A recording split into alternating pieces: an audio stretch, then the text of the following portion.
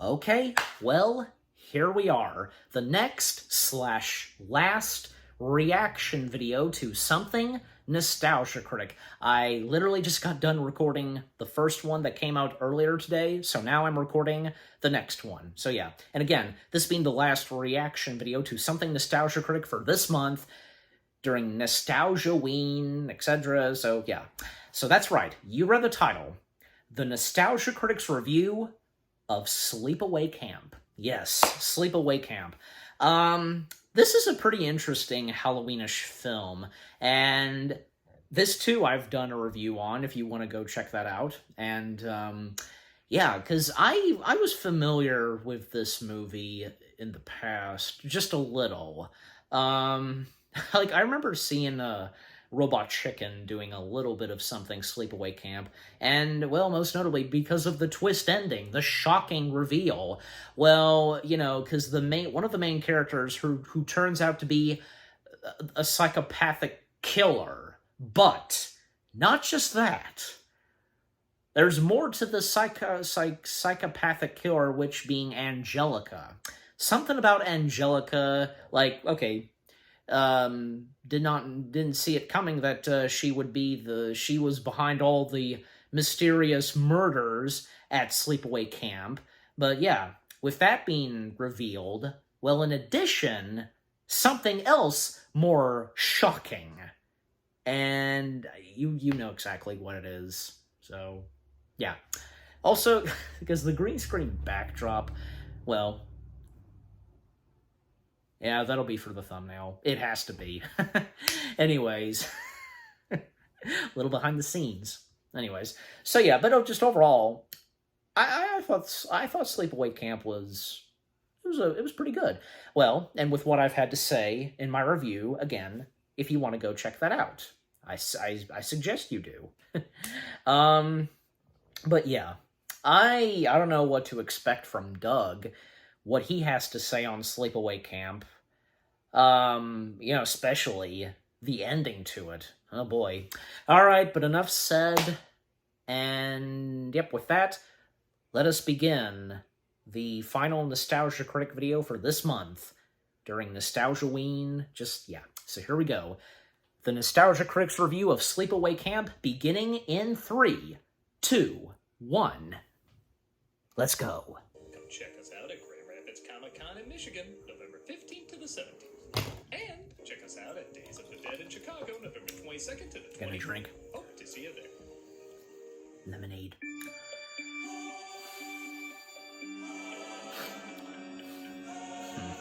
can make the sun die. Drizzle it with you. Cover it with blood and a severed head or two. The Candyman. Two things, like, it's like every Nostalgia-ween, like, reference to The Wicker Man, Nicolas Cage, and especially Pennywise. Tim Curry's Pennywise, that is. The Candyman can. You know, not to mention his review of It with Tim Curry's Pennywise, that being his most popular. Yeah, so... Hello, I'm the Nostalgia Critic guy, remember? So you don't have to. So I have a bit of a confession. I'm not a big slasher film guy.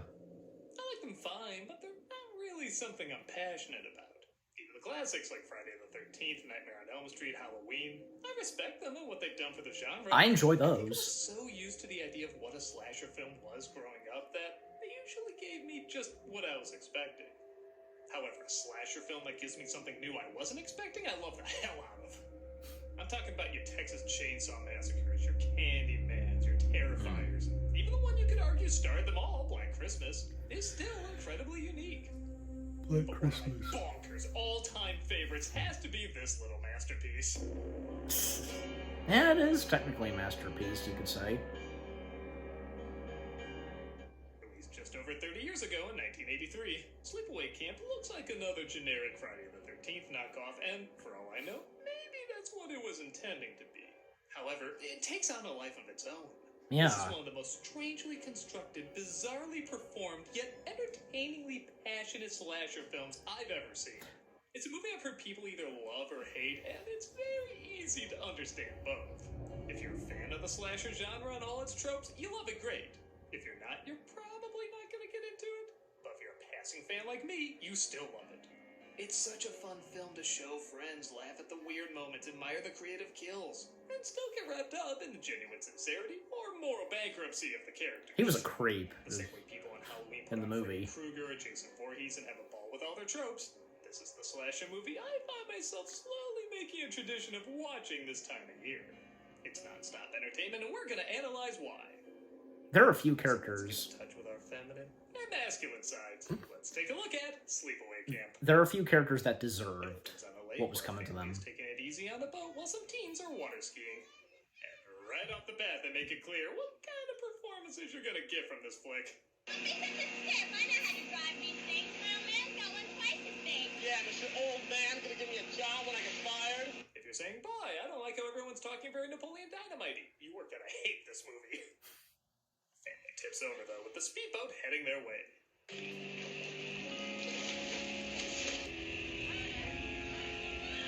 No, you look like a father and two kids about to die. I love the way this guy says the father's name. I just graduated from the Shatner School of Shatner. The father and one of the kids are killed. And that's what you get when you let the mannequin from Spider-Man drive.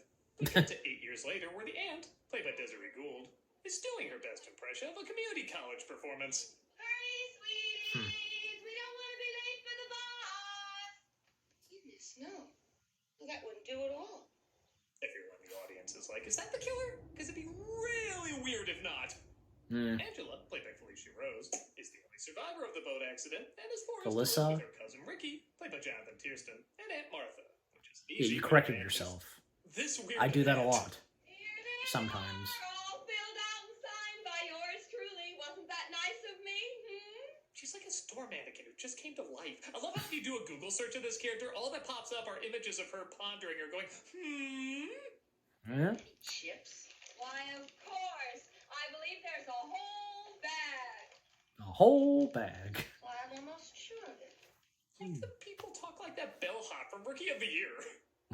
We can't go to camp without our physicals. Oh, no, I'm afraid that they wouldn't approve of that at all. Even though they know that I am a doctor. I could do an entire episode just dedicated to how she says her line. She is a marvel. They're sent off to Camp Arawak, where the AD shorts are getting even shorter for some of the co-workers. Makes your mouth water, don't it?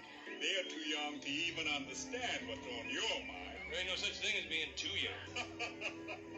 Close. The correct answer was, Jesus Christ, I'm calling the cops. Yeah. Angela is shy, but Ricky tries to I make up would. where he left off with an old flame named Judy. Ricky, I don't have time for your nonsense right now. Well, excuse me, Princess. bitch. Dude, I could have been saying that the whole time. Nice, nice. When one of the counselors notices Angela isn't eating or talking, he takes her in the bag to see if he can find her something she likes. Realizing the cook is finding something he likes. I bet we can find something interesting Yeah. in the walk-in. Never know what you can find in there. The other chef, Old for my taste, but I'll make do. I think he's Surprisingly, he's this doesn't okay, go I'm well. pretty sure. I got The something black you're gonna chef. like real good. This scene's disturbing enough, but did they really have to get their supplies from ironic groceries?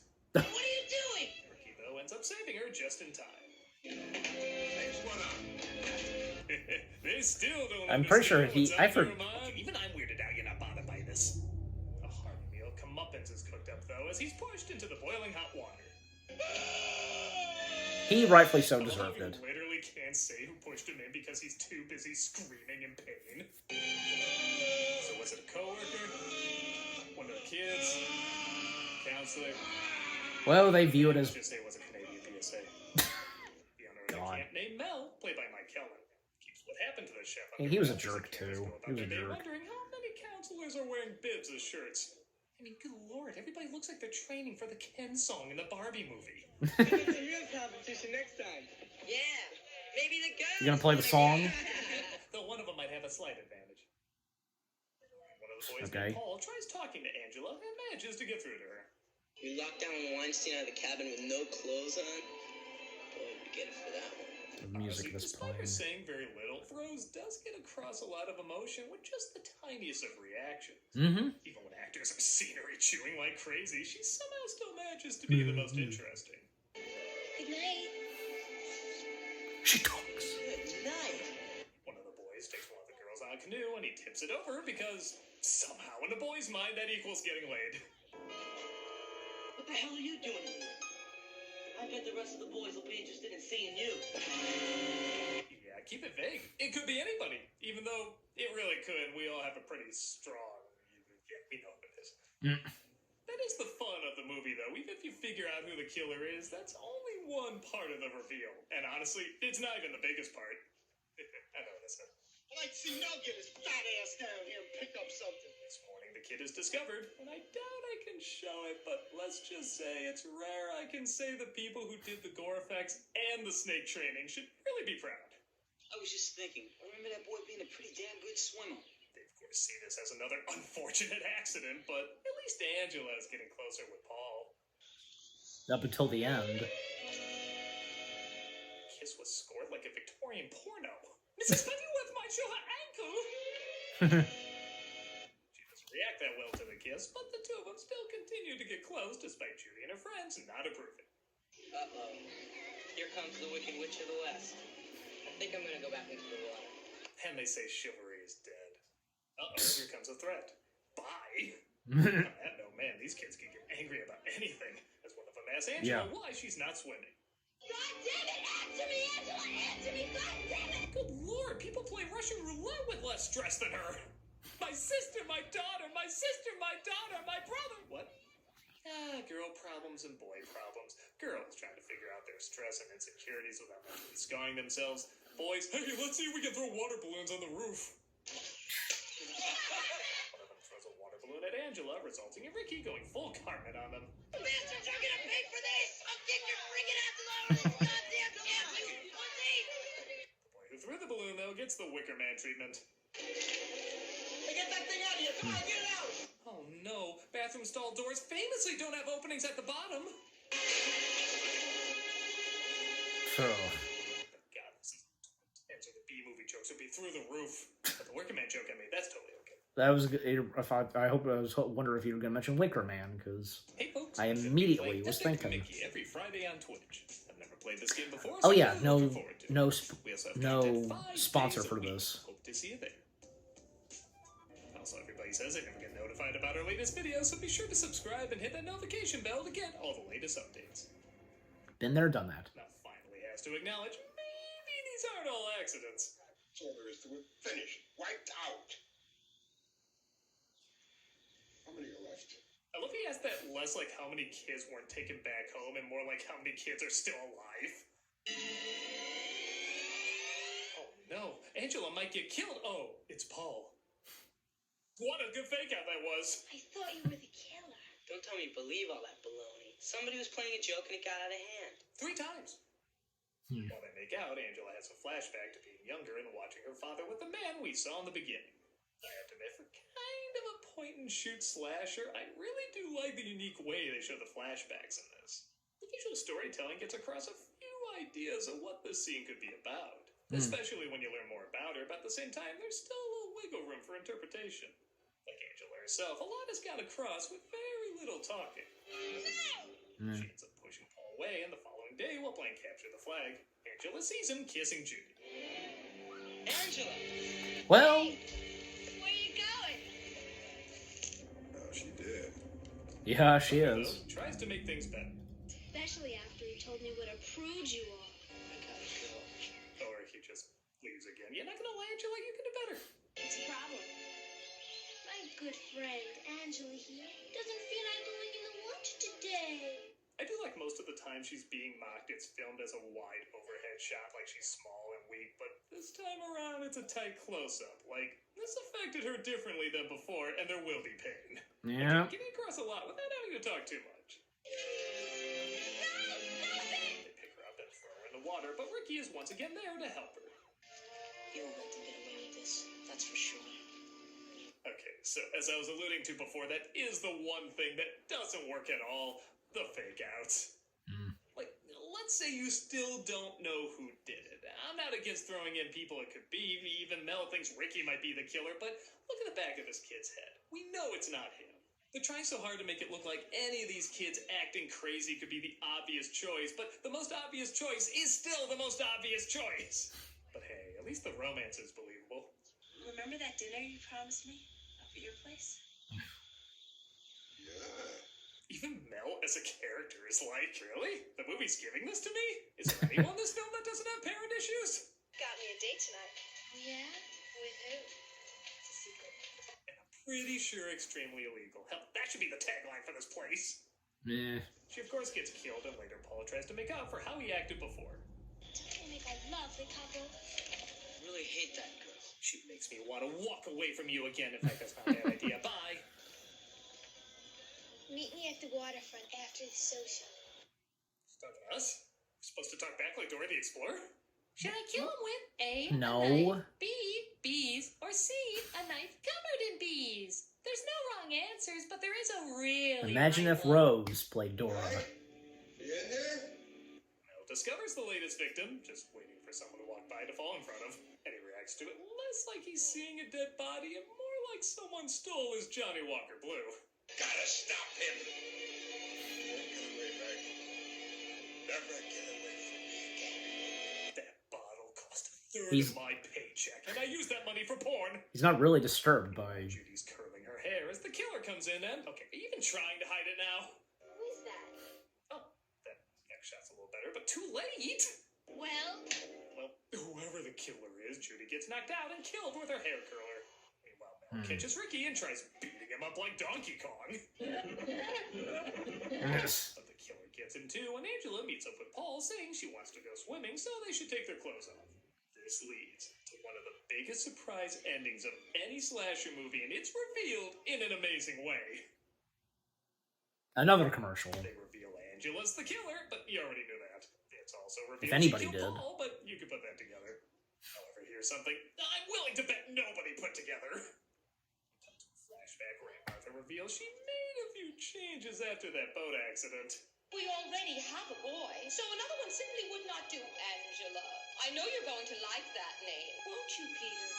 I love watching people slowly put this together, and as soon as it hits them, we're instantly given one of the funniest but also scary as hell images to ever end a horror film. A WTF moment.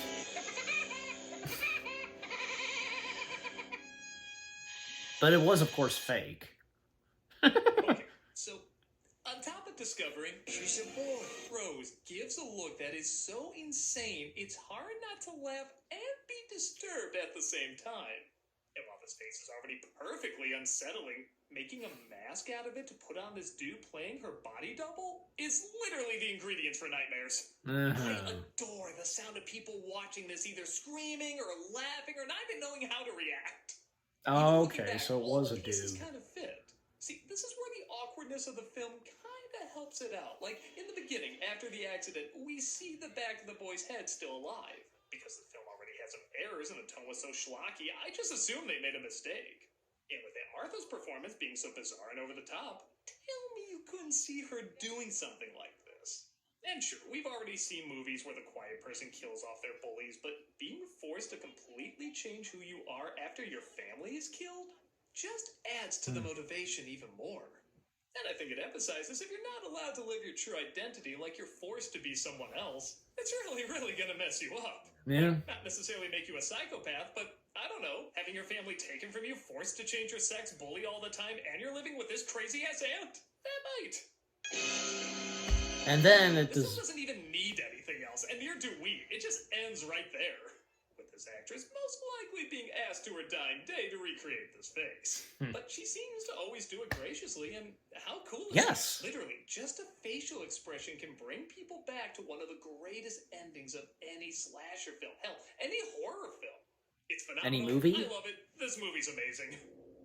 Good. I completely get it not being everyone's thing. Some folks could get distracted by the odd performances and the typical slasher storyline that is until the end. But for me, it stays true to the tropes of a slasher film while adding a unique flair that is insanely its own. It is so entertaining, so fun, and I think just setting out to give whoever sees it a good time, which it certainly did for me.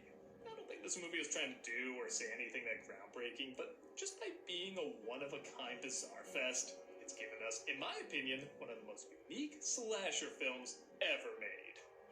Good. Good that you think so. I'm the nostalgia guy, remember? So you don't have to. Until next Nostalgia-ween. Wasn't that nice of me? I don't know. Not. This month for Cameos for Children, All right. we're doing the Michael J. Fox Foundation. And the charity shout-out, as always, and still, the Michael J. Fox Foundation. So, yeah. Okay. So, that was the Nostalgia Critic's review of Sleepaway Camp. I'm glad to see that he, too, thinks that this is a fantastic slasher film and a masterpiece. Yeah. Good to hear from. Good that you think so too, Doug. Yeah, and a few things to point out. I'm gonna save talking about the twist ending for last. I'd have to. Very fitting to do so. Save that for last to talk about it. As I pointed out early on, because the two chefs. I think, as I recall, the black guy, the chef, he seemed okay, but the one chef that was creepy and liked young girls, yeah, because he deserved what happened to him a little later. And the one guy, thinking it was one of the boys who was the killer, and as Doug pointed out, pounding him like Donkey Kong. Yeah, he was kind of a jerk, and he kind of technically deserved it. So, as anybody who didn't suspect, anybody, I'm sure there are some, didn't suspect that it was Angela who's the killer. But until the very end, when it's revealed, and the last flashback we get, and when that crazy, odd aunt, best way to describe her, has Peter, become a girl, and now calling him, her, Angela. Yeah. And the killings, and and some of the characters, some of them not being nice at all, and just the way they act. Oh, duh. And seriously, what's her face like? Her problem, and just what for? Because just going nuts. The fact that Angela just not swimming. Jeez, what's up with her? Yeah, but what happens to her in the end? Yeah. And the ending to the film, of course. Now, go ahead and talk about that. Because as I said, another way to put it, a WTF twist ending there for sure.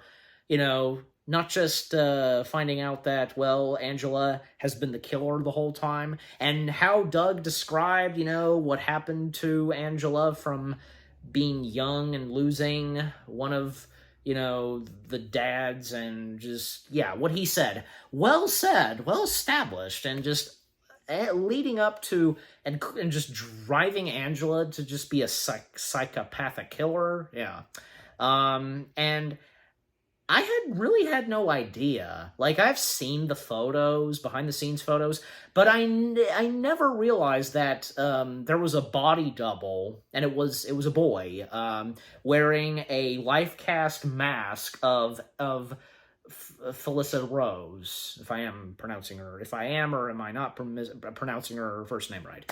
I had no idea, and I thought the penis was... It's weird me saying it, but hey, just I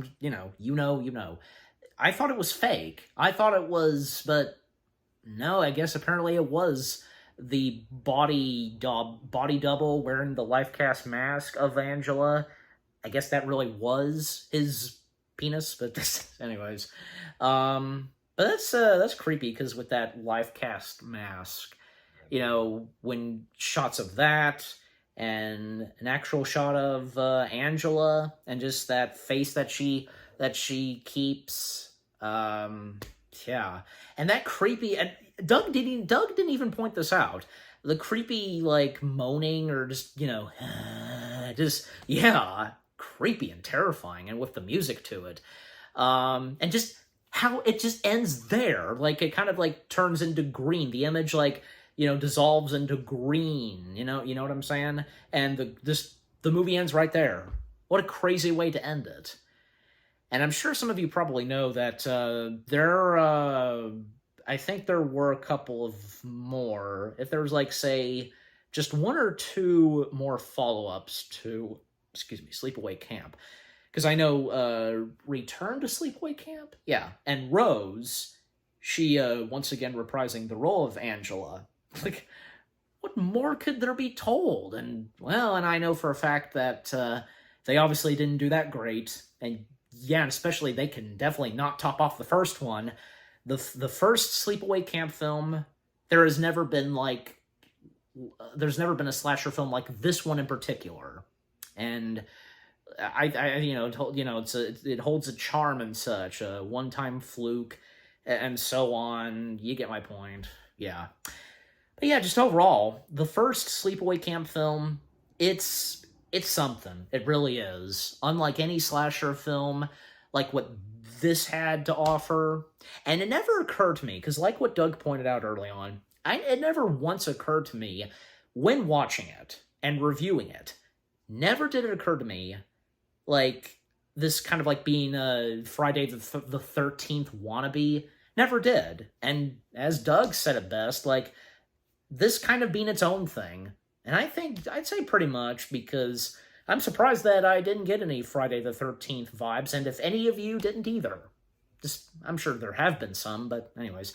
But yeah, just overall, the Nostalgia Critic's review of Sleepaway Camp, that was pretty good. I'm glad to see that he does appreciate this and sees this as a slasher masterpiece. Especially, for its twist ending.